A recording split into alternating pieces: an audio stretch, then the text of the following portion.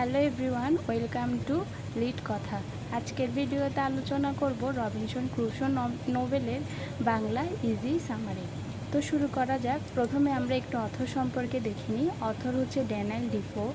তিনি এটি প্রথম পাবলিশ করেন 1719 সালে এবং এই নোভেলটি মূলত অ্যাডভেঞ্চার সম্পর্কে এবং এইটার মেন ক্যারেক্টার হচ্ছে রবিনসন ক্রুসো, যেটা সেটিংসটা হয়েছিল থাইল্যান্ডের একটি আইল্যান্ডে।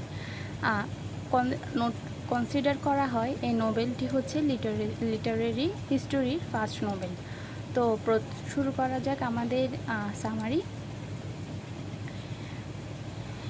এখানে রবিনসন ক্রুসো অর্থাৎ মেন ক্যারেক্টার, সে ছিল একটা অ্যাডভেঞ্চার প্রেমী এবং তার বাবা চাইতো যে সে একটা সাধারণ চাকরি করবে, কিন্তু সে তার মনে সবসময় ঘুরতো সে কীভাবে ট্রাভেল করবে, অ্যাডভেঞ্চার করবে। সেজন্য সে একদিন ঘর থেকে পালিয়ে গেল তার বাবার কথা না শুনে এবং সে একটা শিপে উঠে, কিন্তু আনফর্চুনেটলি শিপটা র্যাক্স হয় এবং সবাই মারা যায়, কিন্তু লাকিলি রবিনসন ক্রুসো মারা যায়নি, সে বেঁচে যায় এবং সে একটি কোনো রকমের সমুদ্রের তীরে যায়। সমুদ্রের তীরে পৌঁছানোর পর সেখানে সে একা থাকতে শুরু করে। সেখানে সে আস্তে আস্তে শেল্টার করে এবং কীভাবে কাল্টিভেট করতে হয় সেটা শিখে যায় এবং সে কিছু পশুপালন করে যা তাদেরকে শেল্টার দিবে এবং যে কোনো বিপদ থেকে রক্ষা করবে।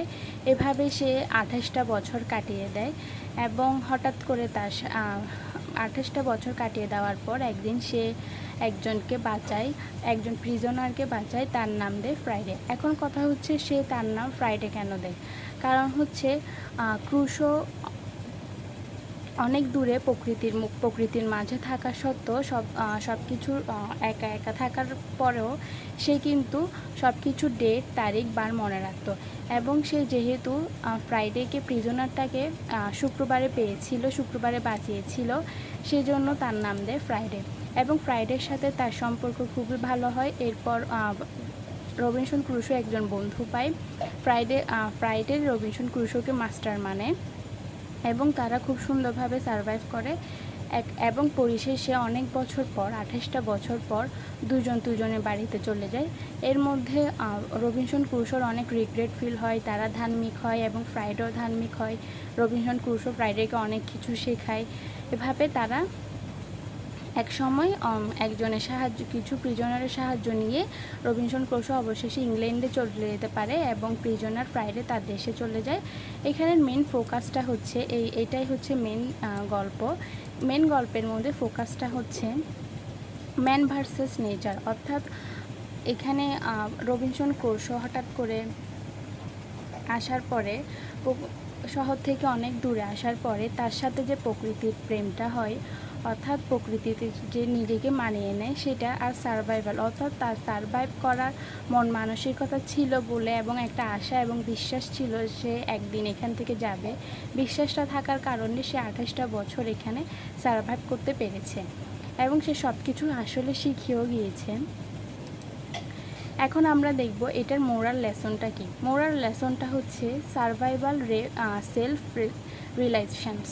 অর্থাৎ সে 28টা বছর যখন সেখানে থাকে, সে বুঝতে পারে যে তার বাবার কথা তার অমান্য করা উচিত হয়নি এবং সেজন্য সে ধর্মের প্রতি বিশ্বাস হয়ে ওঠে এবং ধর্মের বিভিন্ন বই পড়া শুরু করে এবং যে ফ্রাইডেকে যে বাঁচিয়েছে, ফ্রাইডেও তার প্রতি কৃতজ্ঞ হয় এবং তাকে মাস্টার বলে এবং তার পছন্দের কাজগুলো করে, তাকে হেল্প করে।